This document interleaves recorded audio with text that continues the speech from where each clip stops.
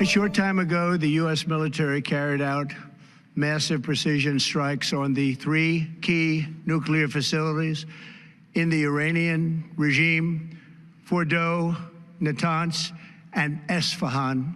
The United States striking Iran's nuclear facilities, providing offensive assistance for Israel in its war with Iran. President Trump addressing the nation from the White House directly after the strikes. Tonight, I can report to the world that the strikes were a spectacular military success. Israel's Prime Minister Benjamin Netanyahu expressing gratitude. Congratulations, President Trump. Your bold decision to target Iran's nuclear facilities with the awesome and righteous might of the United States will change history. The U.S. alone had the 30,000-pound bunker buster needed to destroy Iran's nuclear sites buried deep underground. President Trump didn't mention whether that was used in this attack, but did say that B-2 stealth bombers, which are capable of carrying bunker busters, were involved. This cannot continue. There will be either peace or there will be tragedy for Iran far greater than we have witnessed over the last 8 days.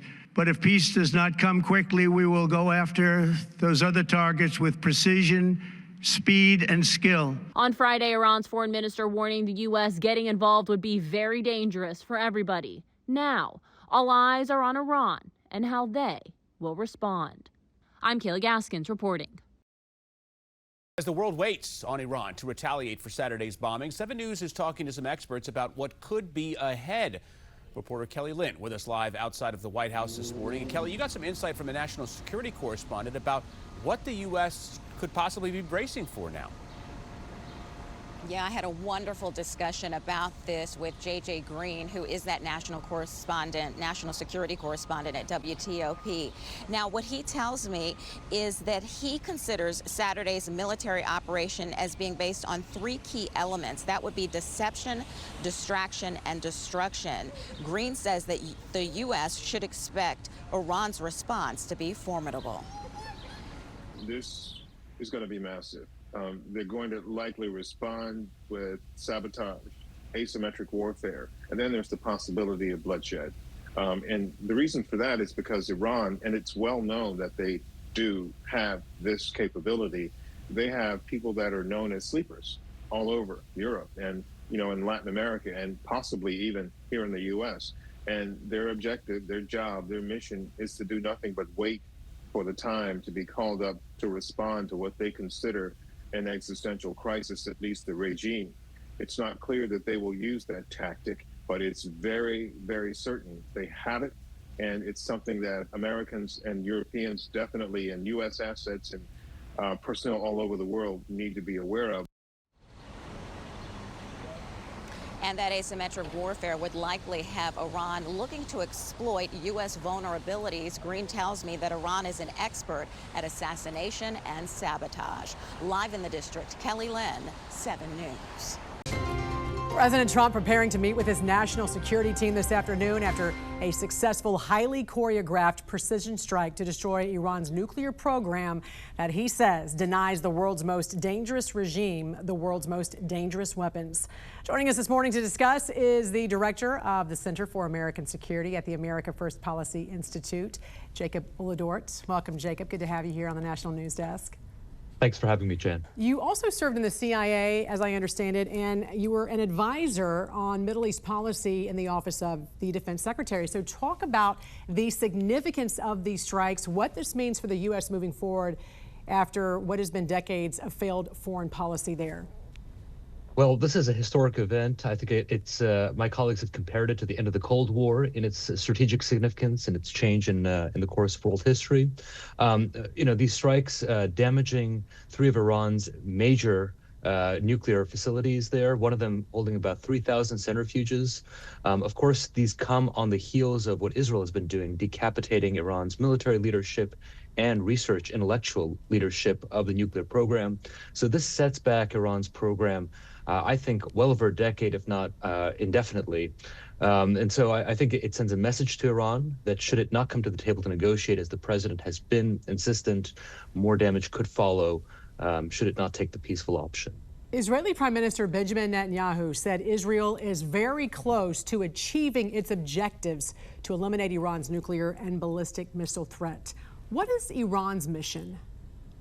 Well, Iran has stated its mission in 1979, death to America and death to Israel.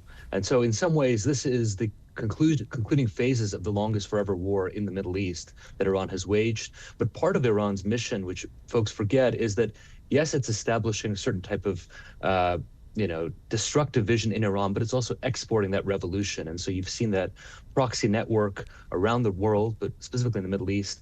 And so that is kind of where it's looking now to see how it can activate its networks such as it has today. Will this get rid of that ideology? You mentioned, in the early 80s after the Iranian Revolution there in 1979, that we heard death to Americans and death to Israel begin to proliferate through Iran and its terrorist proxies. What would it take to get rid of that? Well, I think this shows Iran to be a paper tiger, much as Israel's operations over the last 2 years have done. Iran is now desperate. I think it has few options. It would like to escalate. I think it needs to because it's all about bravado and the show of dignity. So it'll try something face-saving. But right now it's looking to Russia. You saw the foreign minister is now in Moscow trying to figure out where his patron is going to direct him to go. Russia wants to stay out of it, is what it seems. And so I think the options for this regime are fast winnowing. So do you think Russia and China will both stay on the sidelines? Well, I think both of them are taking the message pretty clearly from the president. I mean, Russia depends on Iranian missiles and drones for its invasion of Ukraine. It does not want to see it in a more precarious position. And China depends on Iran for oil and has provided Iran with missiles.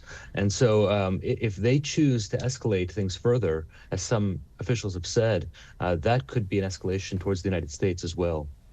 The strikes obviously show America's strength and also proves to countries in the Middle East threatened by Iran that the U.S. could be a reliable ally. Does this increase the chances of a deal perhaps between the Saudis and Israelis? It most certainly does. I think, our partners in the region, much like Israel, if not more, fear and are concerned about the growing threat of a nuclear Iran. And so this is the sort of action that expedites the prospects for peace and broader cooperation between Israel and its partners, beginning with the normalization of ties with Saudi Arabia. So I think this is the type of leadership and assurance that our partners want to see from the United States. As eliminating threats without beginning wars. Moving forward now, what do you think's next? How worried are you about sleeper cells in the U.S.? What about U.S. military bases in the Middle East? Well, I think, as I mentioned, Iran has few options, but it does have a couple of options. Some of those are cyber attacks.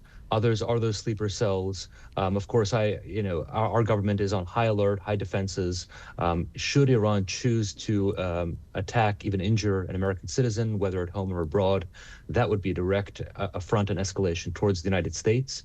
We saw in 2020 what President Trump did when an American contractor was killed in Iraq. He took out Iran's senior-most commander.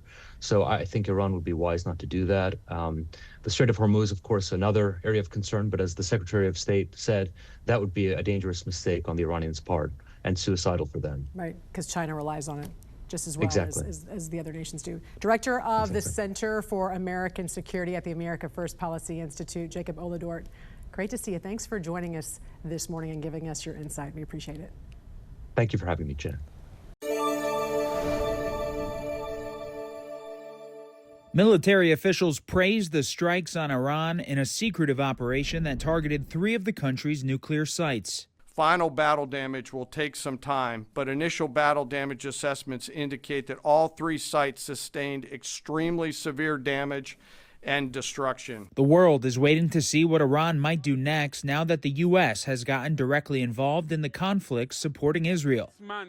Iran's state media has already come out with frequent warnings, with this broadcast showing a map of U.S. bases in the region and a threat that every American citizen and soldier is now a legitimate target. Iran's foreign minister says the strikes will have long-lasting consequences. What is completely sure is that Iran is entitled under Article 51 of the UN Charter to exercise its right of self-defense. And we will do that for sure. There's around 40,000 U.S. troops in the region at multiple bases and embassies that have already been on high alert. Iran hit Tel Aviv with a missile barrage following the U.S. strikes, causing damage and reportedly wounding dozens. It's unclear whether Iran would try to directly strike American assets in the region or use proxies. Israel has been targeting Iranian military sites for more than a week. The U.S. issued its own warnings to Iran not to escalate the war, both abroad and domestically, through potential lone wolf terror attacks. I think that we're prepared in the event that the Iranians do retaliate, but my message to the Iranians is it would be the stupidest thing in the world if they did. And we know that a lot of people who we don't have full accounting of were let in over the last 4 years under the Biden administration. We know that some of those people were on terrorism watch lists. But there's also economic retaliation. Trying to cut off the Strait of Hormuz could spike oil prices. Iran's options for retaliation are like the tactical equivalent of a suicide bombing. The blowback for them would be tremendous. A bulletin issued Sunday from Homeland Security warned of a heightened terrorism threat environment, including cyber attacks inspired by the strikes on Iranian targets. Reporting in Washington, I'm Matt Gulka. John, thank you. Well, after the bombing of Iranian nuclear sites over the weekend, security has been stepped up in several cities across the country, including here in D.C. Federal officials are warning of potential cyber and physical retaliation. 7 News reporter John Gonzalez picking up our team coverage from there, joining us live from MPD headquarters this morning. John, good morning. Adam, good morning. And this morning, the Pentagon says that these U.S. strikes over the weekend effectively destroyed Iran's enrichment capabilities. But now the aftermath is being felt here at home, and that is the concern. We are live at D.C. Police headquarters because federal agencies are urging law enforcement in agencies in major cities, including, of course, here in D.C., to stay alert. Homeland Security officials say they are monitoring for any signs of retaliation, including cyber attacks or asymmetric threats. The D.C. region is on what officials are calling this morning a heightened precautionary posture. Despite online speculation, the Metropolitan Police Department confirms there are currently no known threats to the district. Still, law enforcement has beefed up patrols, especially near synagogues, mosques, and foreign embassies. Joint Base Andrews and Walter Reed have also implemented tighter access controls. I have a feeling this has been planned for months. And I can tell you that the intelligence on the ground, at least in the United States, in the DC area, has already begun searching social media accounts, looking at online sites, checking for any radicals that could be, running around. So I have a feeling that they've already gotten quite a head start on the intelligence. Federal intelligence assessments continue to evolve, and the city is adapting in real time. For now, officials here in the district are asking the public to remain vigilant and report any suspicious activity. Reporting live outside of MPD headquarters, John Gonzalez, 7 News.